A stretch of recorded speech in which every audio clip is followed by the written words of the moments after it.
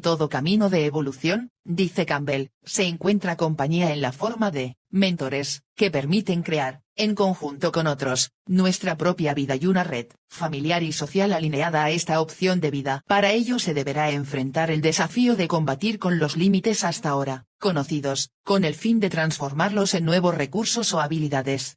Es un resultado natural de cruzar el umbral que, a menudo, implicará tomar conciencia de nuestros propios miedos y sombras. Al completar la tarea a la que fuimos llamados, nacerá un nuevo mapa del mundo al que podremos incorporar el desarrollo y los descubrimientos ganados en nuestro viaje. De esta manera, encontraremos el camino para volver a casa como una persona diferente, al compartir con otros el conocimiento y la experiencia ganada. Como metáfora, construir un camino hacia un nuevo futuro, lleno y alineado a nuestro ser, captura muy bien la situación que enfrentamos cuando buscamos cambiar la realidad dada a través de nuestro origen. Debemos luchar contra la incertidumbre del cambio y la resistencia de los sistemas. La noción de llamado expresa la visión que emerge desde nuestra historia y el anhelo de definir en quién queremos convertirnos en función de nuestra existencia. ¿Cuál será el sentido de nuestra identidad, valores y creencias, matrices motivacionales que sostendrán nuestra visión de vida? A eso lo llamo ideal del self generativo. Débora tiene una madre abusadora, quien la prostituyó a los 9 años. Fue rescatada por su afición a la lectura, que desarrolló en la biblioteca de su escuela, lo que le abrió un nuevo mundo de posibilidades. Se convirtió en profesora y a sus 35 años, Débora destina la mitad de su salario a su madre. Ahora, embarazada de su primer bebé, estará impedida de seguir apoyando a su madre, convirtiéndose en una mala hija en términos de su marco cultural. Al establecer límites, la maternidad actúa como llamado para crear un nuevo vínculo con su madre y le permite posicionarse de otra forma en la vida. Este viaje involucrará dar batallas con los deberías tener y otros mandatos, así como con sentimientos de culpa, mientras la nueva vida no corresponda con las expectativas del sistema familiar y social al que pertenecemos. La intensidad de esta batalla será proporcionalmente más intensa dependiendo del grado de innovación que la persona quiera impulsar en su vida, respecto al sistema de pertenencia. La experiencia de culpa y de soledad es parte del proceso de individuación. En algunos talleres los participantes reflejan creencias alrededor de la familia, que se supone resguardan la sociedad chilena, pero que limitan la calidad de vida. Parece haber consenso respecto de que un buen hijo está siempre disponible para las necesidades de sus padres.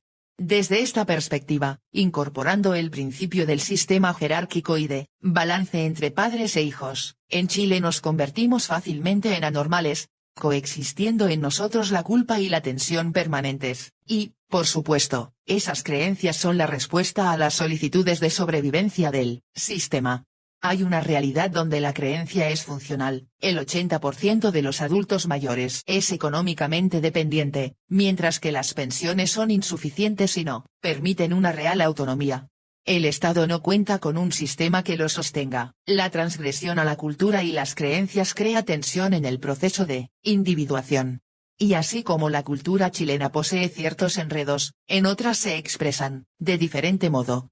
Son dragones, como Campbell define, que quieren bloquear, de diferentes formas, el camino para manifestar nuestra individualidad. La culpa gatilla una tensión interna respecto a la membresía al sistema cultural al que se pertenece, cuya resolución conducirá a una decisión sobre el estilo de vida que deseas, para ti, finalmente, tu legado para tu descendencia.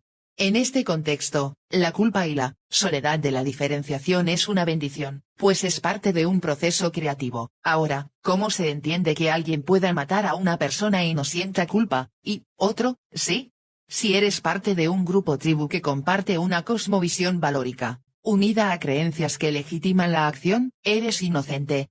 Si, por el contrario, perteneces a una tribu con una visión que la cuestiona, eres culpable. La culpa es un tema de pertenencia, es sinónimo de traición a la cosmovisión de tu tribu. Es decir, dinos de qué te sientes culpable y te diremos cuáles son tus valores, tus creencias y cuál es tu tribu. En muchas ocasiones, asumir una posición en el árbol familiar, ser pequeños en relación a los padres y actuar desde una actitud de receptividad, será una innovación respecto a la tribu. El vínculo de sí a la vida marcará una diferencia en el sistema, donde la persona experimenta seguridad y aceptación, en conexión al momento presente. Su mente cognitiva patrocinará su propia existencia, vivenciando certeza en sus propósitos y desde esa conexión consigo mismo, entrará en el mundo de sus relaciones. A nivel somático hay un estado centrado de conciencia, lo que permite la presencia y conexión con algo mayor que sostiene la vida. Decir sí a la vida implica además, tener una guía interna con presencia, apertura emocional, conexión total consigo mismo, con los otros y el sistema, viendo, escuchando, y sintiendo en amplitud, en confianza y curiosidad ante situaciones de incertidumbre. En este contexto pueden coexistir frustración, miedo, enojo, ansiedad, seguridad, compasión, y ternura. Aquí es muy importante el y en las dinámicas emocionales, calma y rabia, frustración y calma. Las creencias de confianza respecto del futuro se relacionan con una autopercepción positiva respecto a los propios recursos personales, y apertura ante los otros y las situaciones. Según mi experiencia terapéutica, en muchas ocasiones este logro implicará la transición en la pertenencia de una tribu a otra, lo que conlleva un proceso de diferenciación respecto a la familia de origen. En ciertas oportunidades, este cambio generará un impacto en el sistema familiar, creando un estímulo de influencia y liderazgo en el estilo de vida del propio sistema. En otras situaciones, ambos procesos estarán presentes de manera simultánea. Vínculo y campo familiar. Desde esta perspectiva, es interesante explorar lo concerniente a los proyectos, objetivos y metas personales, que definen cuál es la cualidad del vínculo de la persona con la realidad. ¿Está en certeza, en un sí a la vida? ¿La rechaza? ¿Está en ambivalencia? Y al mismo tiempo es atractivo indagar en el campo familiar involucrado en el proyecto. En lo relacionado con la madre y su íntima presencia, ¿nos patrocina con un fuerte sí, hazlo? ¿O expresa sí y no, sí, pero, sí, aunque? ¿Rechaza? ¿Calla? En el caso del padre, proceden las mismas inquietudes. Si tienes familia actualmente, es importante explorar la cualidad del apoyo de tu pareja e hijos. Todos crearán un campo de resonancia en nosotros en un sí a la vida, en rechazo o en ambivalencia. El tipo de vínculo establecido en las dinámicas del inconsciente familiar condiciona la relación con la vida y, específicamente, con los proyectos emprendidos. Hay un campo asociado a nuestra realidad, que se establece en la dinámica familiar inconsciente. Tomás está en un dilema. Quiere emprender una empresa propia y dejar su trabajo y siente que no puede avanzar. Su relación con el proyecto es ambivalente. Su padre le dice, sí, dale, pero no. Por un lado, el padre quiere que su hijo sea autónomo, pero tiene mucho miedo al fracaso. Teme a la pobreza. La madre del cliente dice, quiero que seas feliz. Has hecho mucho por tu familia y por mí. Te lo mereces. Su esposa dice, no. Ella quiere preservar la seguridad familiar. Tomás está en una encrucijada y es entendible. Por un lado está su motivación personal combinada con la vida familiar, donde resuena un sí y un no, al mismo tiempo. Ciertamente, en el caso de Tomás, el dilema es el llamado para ir más allá y emprender su proceso de individuación. Ir más allá de las expectativas y los patrones de comportamiento aprendidos, para acceder a su ser esencial que le permita alinearse a la expresión de sí mismo en el mundo. Murdoch define la duda como parte esencial del viaje de la heroína, o proceso, de individuación del ámbito femenino de cada uno de nosotros. La persona, dice Murdoch, se involucra en un modo de ser diferente a su ser esencial, muchas veces por lealtades familiares, tomando la hegemonía de su forma de ser. Y es, a través de los dilemas, que irá retornando a ser quien es en realidad. Silvia vino a mi consulta auspiciada por una agencia solidaria alemana que la apoyaba en sus estudios de magíster en políticas públicas. De etnia mapuche, provenía de una familia de extrema pobreza, con hermanos y padre alcohólicos. Su madre era asesora de hogar. Ella era la única profesional en su familia. En el presente tenía una vida confortable, había creado un nuevo mundo para ella. Ciertamente, algo inusual tomando en cuenta lo recibido y las expectativas que había para su vida. Y ahora, ante este nuevo desafío, tenía muchas dudas respecto a sus reales capacidades para lograrlo. Quería ser parte de quienes definen lineamientos en temas, país y, al mismo tiempo, se resistía. En una sesión de alineamiento respecto al logro, le pregunté con curiosidad qué la había conducido a alcanzar sus condiciones actuales de vida, y me contestó con simpleza: primero, mi enorme amor y gratitud a mi madre. Ahora, mis hijos, porque ellos merecen lo mejor. Con certeza, su centro era el amor. Me dijo: he sido condenada al éxito por el amor que siento por ellos. Para Nietzsche, la evolución de la conciencia comienza en la llamada fase del camello, donde guiamos nuestra existencia a través de los mandatos sociales, la experiencia y los límites dados externamente a nuestro comportamiento. Solo cuando enfrentamos los dragones, símbolo de nuestros miedos y limitaciones, somos capaces de evolucionar al estado del león, que es el segundo estado de nuestra conciencia. La persona en su evolución necesita hacerse consciente de las cargas, trascenderlas y aprender de las experiencias, fortalecer una nueva fuerza de vida, expandir sus recursos y maneras de ser en el mundo y así derrotar al dragón. Y, en ese proceso, la persona conquista un estado de ser niño, nuestra expresión de conciencia, de totalidad, espontánea y única, capaz de seguir nuestro guía interior. La condición de niño pleno exige la presencia de una madre y un padre, suficientemente nutricios. Y, en relación a nuestros proyectos, resulta significativo tomar conciencia a priori del campo de receptividad en el campo familiar.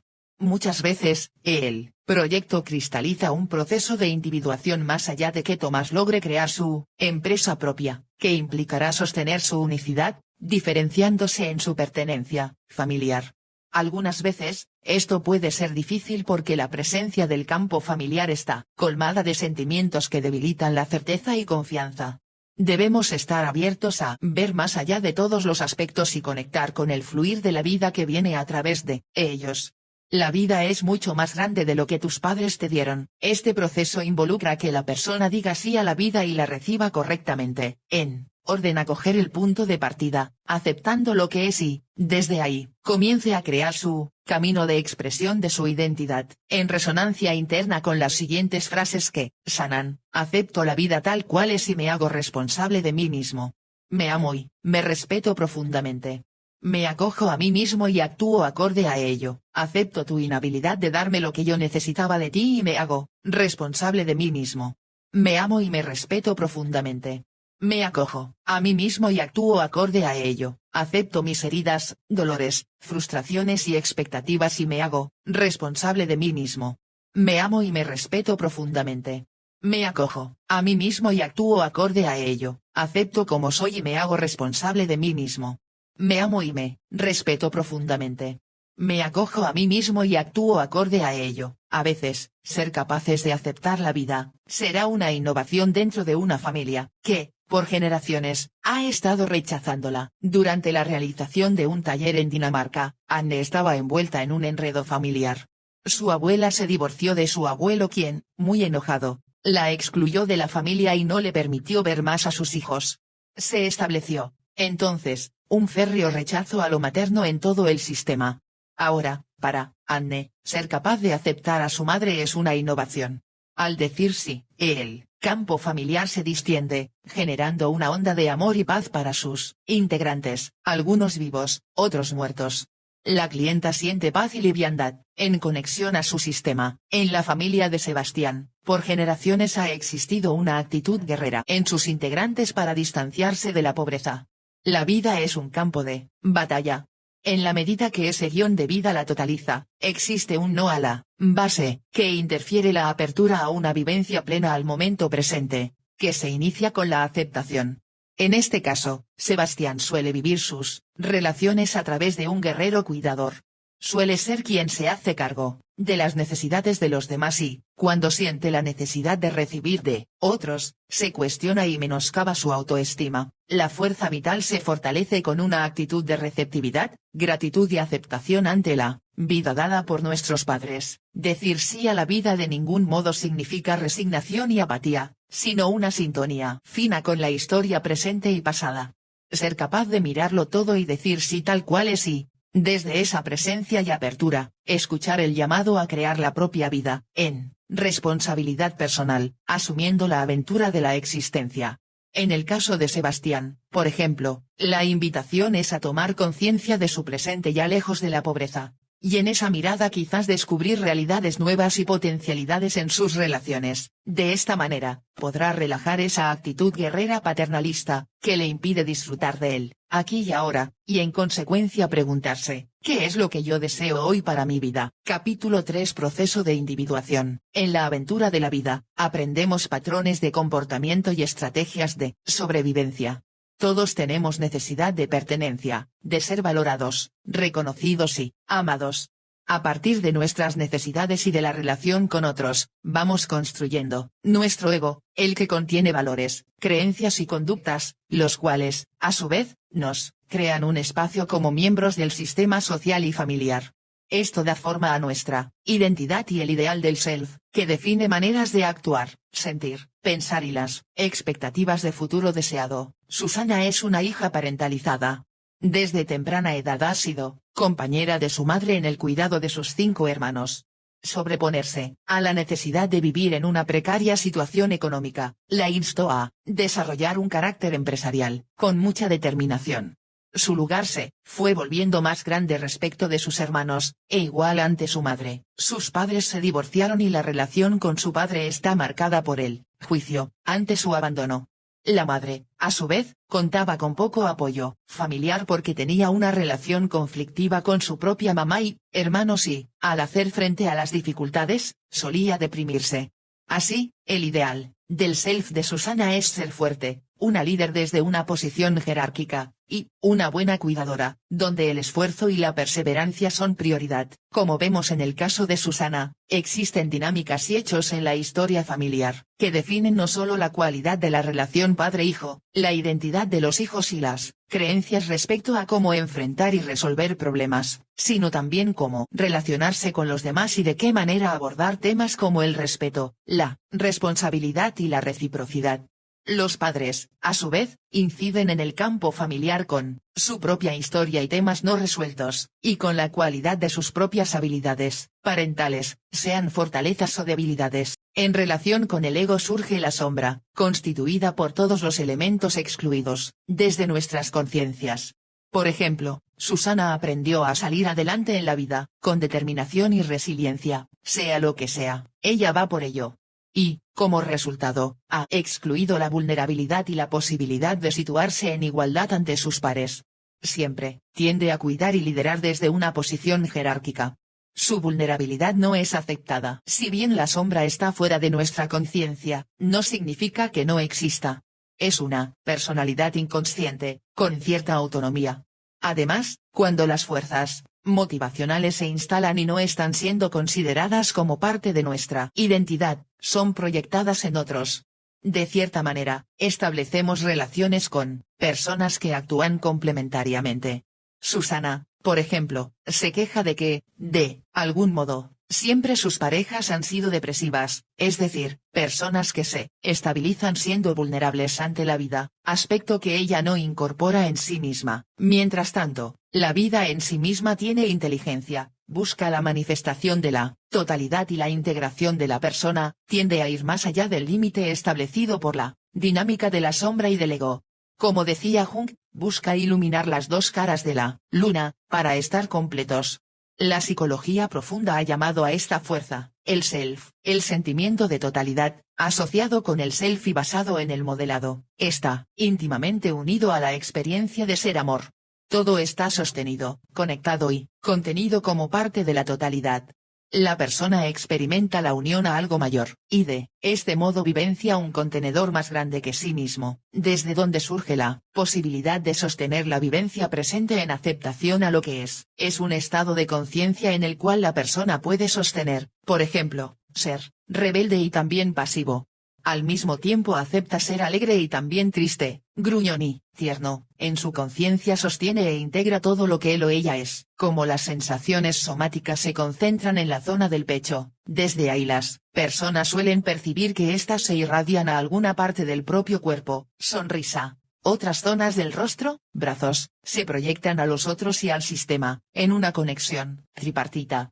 Se trata de un estado de conexión al aquí y a la ahora, donde prevalece la tranquilidad y la paz. se está presente y centrado, en una profunda aceptación de nuestro propio camino de vida, en el modelaje de este estado de conciencia donde hay confianza en el fluir de la vida. Las personas refieren creencias como, estoy convencido de que todo estará bien. Todos podemos alcanzar los objetivos que nos hemos trazado, desde la conexión a nuestra esencia, podemos ser felices, respetando al otro y respetándonos a nosotros mismos, somos parte de algo mayor. Todo es unidad, somos parte de una sola alma, somos amor, sin proceso mental ni análisis reflexivo, el self es solo presencia, que patrocina y sostiene la vivencia y actúa como una fuerza que viene desde nuestro interior, mantiene viva nuestra evolución y pulsa los límites para flexibilizar los condicionamientos históricos definidos. Por lo tanto, el self expresa nuestra individualidad, en una suerte de huella dactilar única. Hoy, en relación con el pasado y el futuro, no hay nadie igual a otro. Y esa unicidad nos impulsa a iluminarnos y a despertar. Eso es el proceso de individuación. A los 35 años, Claudio había logrado todo lo que se supone que es posible lograr. Sus padres soñaban con que se convirtiera en un profesional, con salud y éxito social. Así lo hizo, con trabajo arduo y disciplina. Ahora, está gozando su hermoso hogar en un lujoso barrio de la ciudad y de su oficina, de alto ejecutivo. Ganó mucho dinero. Se casó con una mujer hermosa e inteligente, tuvo 2 hijos, que estudiaron en buenos colegios. Sin embargo, extrañamente, Claudio tiene un sentimiento de vacío. El éxito no era el paraíso que le habían contado. Algo faltaba. El proceso de individuación es el camino que nos lleva a tomar conciencia y manifestar unicidad, a constituirnos como seres autónomos e indivisibles, es la vía a nuestra esencia individual. En ello, la cualidad de la conciencia es la que va transformándose, para incluir cada vez más la totalidad, no siendo capturados por el ego, ni fragmentaciones, tampoco por el ideal del self. El yo, como función de la conciencia, es el que actúa como luz en el teatro, siendo capaz de ampliar sus radios de percepción e iluminación para sostener la dinámica total, del ser, ego o sombra, consciente e inconsciente, ego-self, yo-otros campo. En este proceso, las constelaciones familiares nos ayudan a ampliar nuestra conciencia, al permitirnos visualizar ciertos guiones de vida y patrones de comportamiento que trascienden hacia generaciones previas, así como hechos traumáticos que aún tienen resonancia en nuestro presente, distinguiendo los ámbitos que pertenecen a nuestra conciencia personal y aquellos vinculados a la conciencia colectiva, de la cual somos parte. La conciencia individual está unida a la experiencia de vida de la persona, especialmente de la niñez. Cada uno de nosotros aprende que ciertos comportamientos nos hacen sentir culpables en tanto nos alejan de nuestra pertenencia a la familia, mientras otros nos vinculan a la paz de ser parte. Aprendemos maneras de mantener la reciprocidad de lo que damos y lo que recibimos, a través de nuestra forma de ser, así como ciertas reglas y normas que definen lo socialmente apropiado. La conciencia colectiva se refiere a la dinámica existente en la familia como una totalidad, que opera las más de las veces de manera inconsciente, y que se define en función de los principios de pertenencia, jerarquía y balance entre el dar y recibir. Es un campo energético que alude a la familia y sus integrantes, definiendo comportamientos y realidades. La persona, entonces, logra diferenciar a través de las constelaciones familiares, lo personal de lo colectivo, y al mismo tiempo, precisar ámbitos de influencia en lo colectivo desde su área de influencia personal matriz de identidad sistémica, MIS. Desde el momento del nacimiento comienza a lanzar la conexión con los otros, la realidad y la propia unicidad de la persona, que define las respuestas únicas a la pregunta, ¿quién soy yo? A través de las constelaciones familiares podemos identificar algunas identidades, asociadas con los principios de una familia suficientemente nutricia, esto es, la pertenencia, el orden y el balance en las relaciones. Como he visto en la mayoría de las constelaciones familiares, se requiere una base relacional de 5 identidades, que permita desplazarnos, basándonos en el principio de sí a la vida, a la que denomino matriz de identidad sistémica, MIS. Yo soy más chico en relación a mis padres, y soy más grande en relación a mis hijos, yo soy igual en relación a mis hermanos, yo soy igual en relación a mi pareja y, yo soy responsable por mi vida. A medida que se van volviendo más fuertes y certeros, los campos familiares se relajan y generan un campo más nutricio, que siguen los marcos esenciales del vínculo, resonando nuestro corazón y nuestras potencialidades. Es un camino a nuestro interior, que sintoniza con nuestro lugar original en la vida. Las identidades señaladas son las siguientes: soy pequeño en relación a mis padres, madre y padre. Desear cambiar los destinos de nuestros ancestros, juzgarlos, castigarlos, excluirlos o rescatarlos, son maneras de enredarnos en lealtades invisibles que nos alejan de la identidad esencial de pequeño ante la vida recibida a través de nuestros padres. La posición adecuada es, entonces, la vulnerabilidad, la apertura y la gratitud. Como niños, tomamos la vida dada por ellos y eso nos sitúa en el amor a la vida como punto inicial en ella. Soy grande en relación a mis hijos. Complementariamente a ser padre/madre, nos llega la definición de hacernos grandes en relación a nuestra descendencia. Tú como padre/madre das, y tus hijos reciben de ti. Soy igual en relación a mis hermanos. El hermano y la hermana participan en igualdad de ser hijas e hijos, cada uno en su destino, desde su ser único. Sí podemos hacer una distinción de orden, el mayor, el segundo, el menor, pero siempre en un contexto de simetría. Soy igual en relación a mi pareja. Hombre y mujer pueden ser diferentes, en sus roles y funciones, sin embargo, su contexto es de igualdad. El amor de pareja es beneficiado por un contexto de reciprocidad. Me hago responsable de mi vida, decisiones y consecuencias. En una red sistémica, cada miembro asume su responsabilidad personal y liderazgo, integrando las 4 definiciones de identidad descritas previamente. Esos actos de identidad en el campo familiar forman la raíz de la persona y la conciencia relacionada con su familia, según los principios de sí a la vida de las constelaciones familiares. La MIS constituye un modelo que permite tomar conciencia de tus identidades en relación al sí a la vida, en base a la cual puedes orientar intervenciones específicas. Veamos algunos casos. Natalia siente resistencia a creer, soy pequeña en relación a mi madre. Esta creencia le crea angustia y miedo. Aplicando reimprinting, una tecnología de PNL, descubrimos que la experiencia primaria en torno a la situación se dio cuando ella tenía 3 años y su madre la trataba ruda y demencialmente, mientras ella actuaba como la adulta.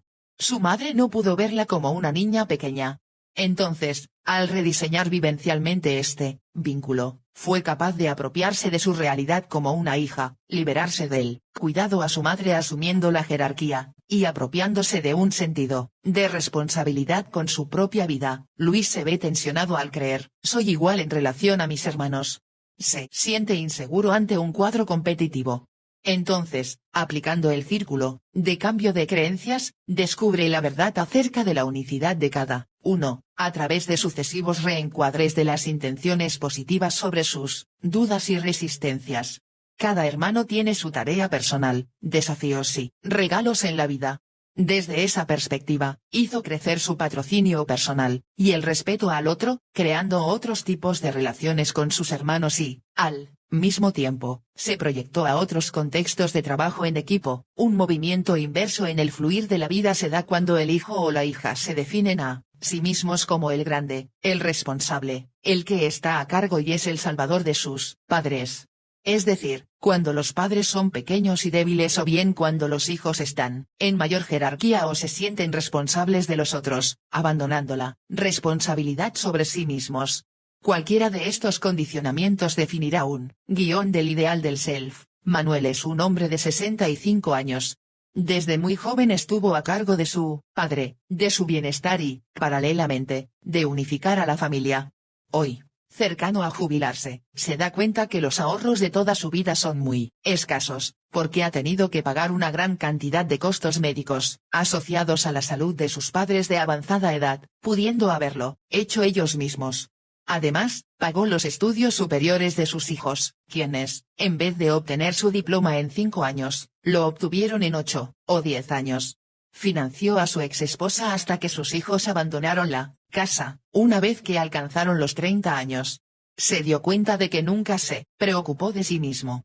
No se preocupó por su propia vejez. Cuando decimos no al origen, no estamos admitiendo el viaje de la vida, estamos diciendo no a nosotros mismos. La rueda inversa está alineada a significados familiares y sociales, que crean distancia de nuestro lugar esencial en la vida. Esas identidades limitarán el proceso de individuación, manteniendo una conexión principal con otras demandas. Interfieren nuestra capacidad de recibir la vida de nuestros padres en gratitud y vulnerabilidad. La rueda inversa nos mantendrá en el nivel egoico de conciencia y creará campos emocionales con diferentes niveles de tensión, agresión o desconexión de la vida. El psicólogo español Joan Garriga, experto en PNL y en constelaciones familiares, señala en ¿Dónde están las monedas? Una muy ilustrativa historia de este proceso, que plantea las siguientes preguntas esenciales respecto a nuestro origen. ¿Recibes la experiencia original como un punto de partida en gratitud, desde donde creas tu propio camino como una persona completa, o estás todavía queriendo más o algo diferente? ¿Estás ajeno a tu lugar de hijo? ¿La vida está en deuda contigo y tú estás apegado a esta queja/demanda? Esas son las opciones. Nadie nació como tú en tu familia, ni tiene tus padres, ni tiene tu lugar en la red de hijos, ni está de la misma manera en tu contexto social. Solo tú, diciendo sí a la vida, iniciamos el viaje, alineados con las identidades que nos sintonizan con la vida tal cual es, sin mediación o proceso social, sin necesidades de otros, lealtades invisibles o roles asignados ni guiones interpretativos. En síntesis, sin condicionamientos que redunden en la conformación de nuestro ego. Nuestra fuerza vital unifica nuestro ser y, desde ahí, podemos crear alineación con nuestro llamado esencial. Las resistencias y sentimientos disfuncionales pueden ser abordados por cualquier tecnología de identidad y nivel de creencias de PNL, como reimprinting, círculo de creencias, travesía del héroe, barrera de creencias, entre otras. Como terapeuta o coach, asumes el sí a la vida como un estado deseado y co-creas el puente, despiertas el nuevo potencial, reencuadras, cambias creencias limitantes e identidades y generas un campo amplio de recursos, asociado a un estado centrado, profundo, para el logro de la experiencia.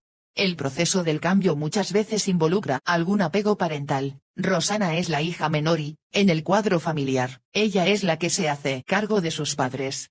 Entonces, ser pequeña en relación a ellos, ser la que recibe y no la que da, creará una nueva experiencia en la familia que, de hecho, tensará las expectativas de los integrantes del sistema, la hará desviada o diferente, en un sentido de exclusión. En cualquier familia hay una estructura que determina los comportamientos, produciendo lealtades y dinámicas inconscientes.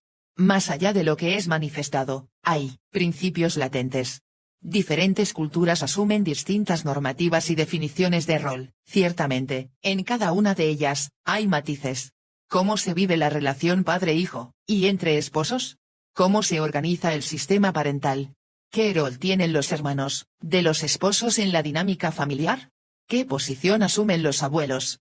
Son preguntas que nos orientan hacia formas de convivencia en el campo familiar. En ocasiones, las respuestas a estas preguntas se definen en relación a enredos en el sistema familiar, desbalance o alteración en el orden del sistema, arrogancia en la jerarquía o exclusiones. Hay culturas donde los nietos se hacen cargo de los abuelos o donde se excluye a las hijas de recibir herencia, en favor de los hombres. En otras, la hija menor tiene que dedicarse al cuidado de sus padres o el hermano mayor tendrá una posición de poder en la familia, incluso si las hermanas se casan y crean sus propias familias. Entonces, el trabajo terapéutico en función de la MIS requerirá considerar la tensión y resistencia ante un quiebre respecto a lo socialmente apropiado, pues significará una desalineación social. Daniel es el hijo mayor en una cultura en donde él debe hacerse responsable por sus hermanas. Cuando el padre murió, se hizo cargo de ellas y lo hizo durante toda la vida. Kimi es parte de una cultura donde la mujer no tiene derecho sobre la herencia familiar. No tiene un rol público ni menos un lugar decisivo en la familia, ni como hija ni como esposa. Su padre murió y sus bienes pasaron al hijo del hermano del papá, por ser hombre. Ignacia vive en una cultura donde una buena hija debe dedicarse a las necesidades de sus padres, por sobre las demandas de la propia descendencia. En cualquier caso, la conciencia nos abre a la integración de la sombra, a un encuentro con todos aquellos aspectos no deseados de nuestra identidad. Basados en este proceso, la conciencia se expande. No somos lo que suponemos ser, sino que mucho más. Somos ego, sombra, el ideal del self, somos conciencia individual y colectiva, y también identidades mis. Como Dilts y Gilligan destacan, es la habilidad de tomar los opuestos existentes y su total manifestación en relación con el mundo y el sí mismo, lo que te abre un estado generativo de conciencia, para ir más allá de los condicionamientos dados por el ego, integrando la sombra y creando la expresión de identidad alineada con la propia individualidad. La MIS es otra forma de decir sí a la vida. Así, tiene amplio impacto cotidiano, especialmente en relación a la abundancia y el éxito. El patrón de vínculo definirá nuestra manera de lidiar con la vida en un amplio término. He visto en varias sesiones de constelaciones familiares que, cuando estamos ante la rueda inversa, la abundancia como arquetipo de energía se torna débil y se desconecta del campo de la persona. Hay angustia, pena, cansancio, sentimientos relativos a un gran esfuerzo, que suele expresarse en un patrón de anhelo, más que de concreción de los objetivos. Decimos sí a nuestro destino, como punto de partida de nuestro camino creativo en la vida, abriendo un canal a la abundancia. Jaime tiene 50 años y está desempleado. Está en una situación difícil, especialmente debido al contexto de crisis económica de su país. Buscar trabajo lo estresa demasiado, rechaza la posibilidad de hacerlo, declarando que nunca lo ha hecho antes. Sus 2 trabajos previos le llegaron al escritorio. Está atento a lo que es necesario hacer, pero se rehúsa. Evita hacerse un currículum vitae, hacer llamadas, buscar en bases de datos u otros medios. Explorando la MIS, Jaime se hace consciente de que ubicarse como pequeño en relación a la vida lo tensiona. Es una experiencia rara para él, pues siempre se ha situado en una posición de control de su vida, alcanzando ciertos estándares de éxito, sin mucha innovación. Tiene un estilo de vida predecible y de arduo trabajo. Explorando esta creencia con reimprinting, se da cuenta de que estando aún en el vientre, percibe a su madre sintiendo una profunda repulsión a su padre y un rechazo a estar embarazada. Es un espacio amenazante, donde fue impreso su miedo a la vida. Este es el foco de transformación para una nueva forma de ser en el trabajo que, ciertamente, le permite sintonizar con el momento presente, donde debe mantener su propio liderazgo en esta transición, creando nuevas opciones de vida para él. Ana tiene 45 años y consulta porque está estresada en su vida sentimental. Se divorció hace 5 años y actualmente está comenzando una nueva relación de pareja. Pero está desestabilizada, se deprime ante la incertidumbre que este proceso naturalmente conlleva. Su experiencia previa de fracaso se activa en el presente, creando ansiedad, teniendo pensamientos de autoderrota y una tensión que se impone por sobre lo otro. Tener pareja, aunque es lo deseado, es también lo temido. Es un vínculo ambivalente.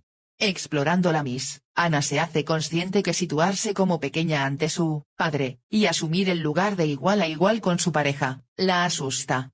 Se siente vulnerable y desprotegida, como una tortuga sin su caparazón. Después de explorar la definición de familia arquetípica en la tecnología-de vida, capítulo 5, se da cuenta que en la dinámica inconsciente familiar hay rechazo a la figura del hombre. Su madre rechazaba a su propio padre, que murió tempranamente de alcoholismo, dejando a su familia en la pobreza. Ana también rechaza a su padre y exmarido. Como su madre, Ana asume un rol protector ante los hombres, los infantiliza. Es extremadamente dependiente de las necesidades de ellos, en desconexión consigo misma y en desvalorización de ellos.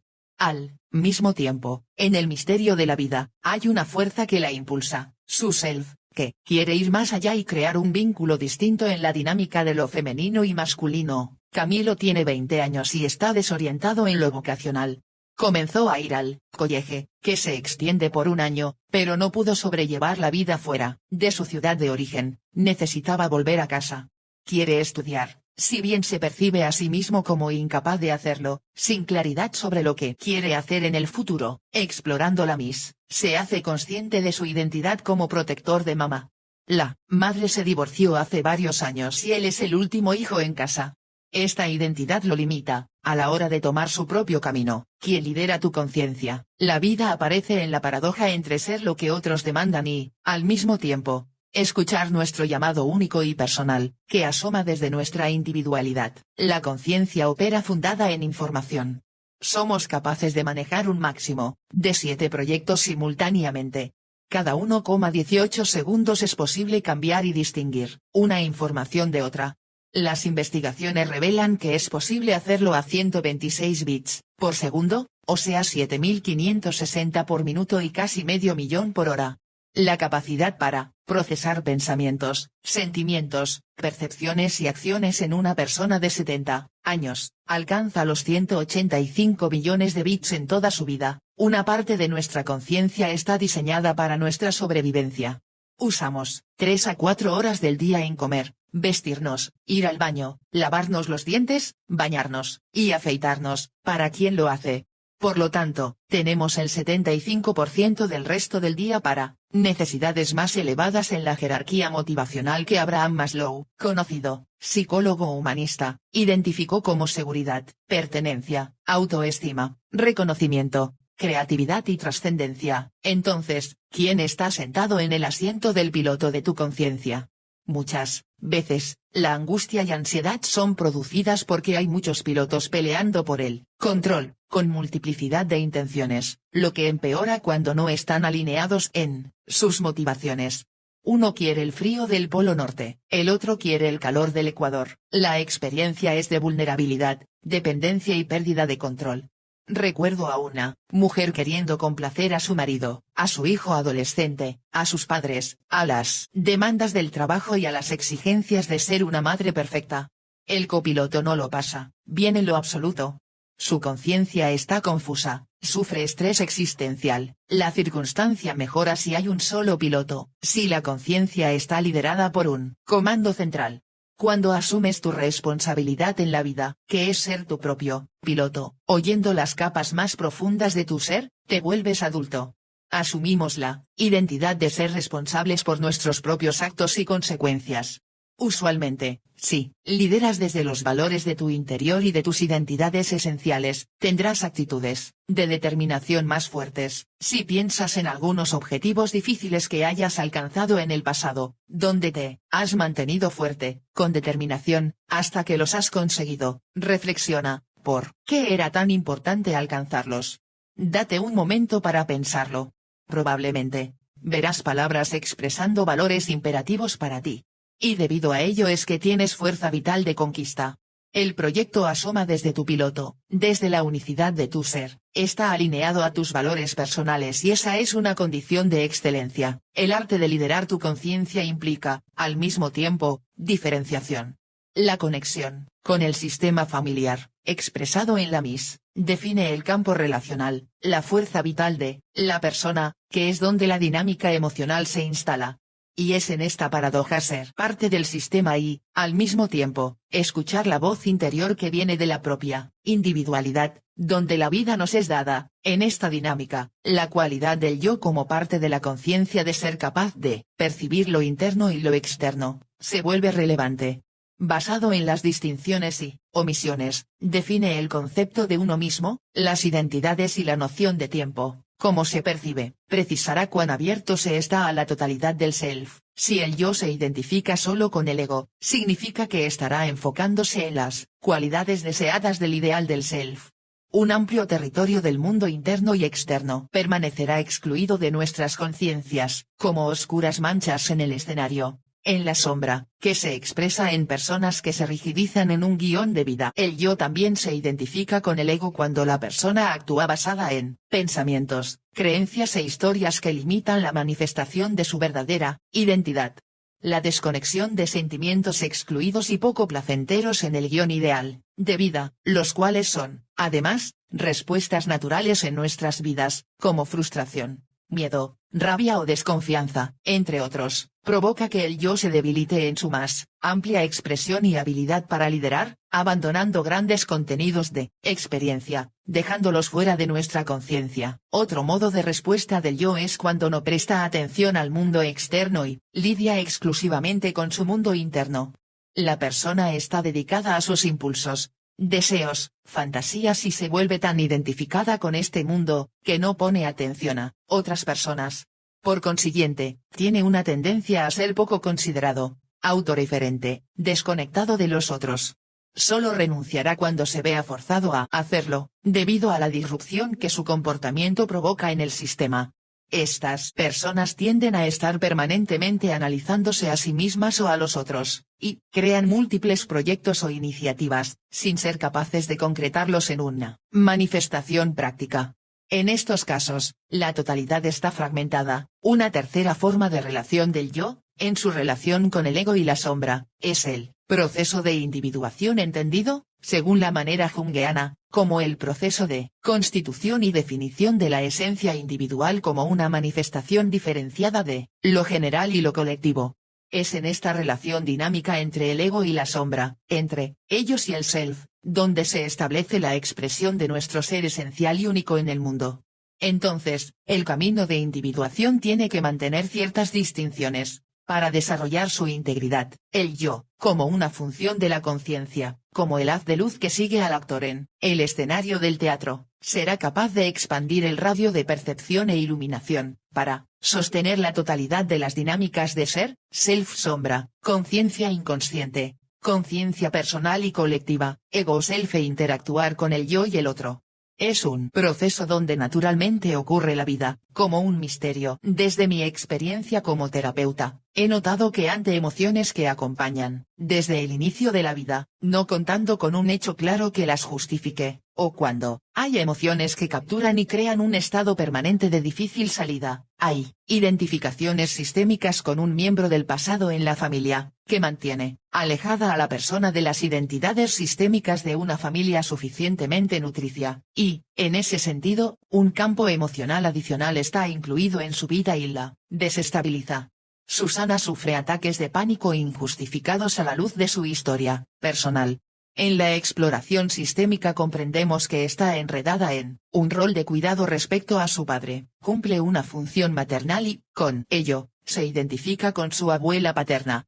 Esta abuela estuvo en campos de concentración y sufrió los bombardeos de su ciudad cuando era niña.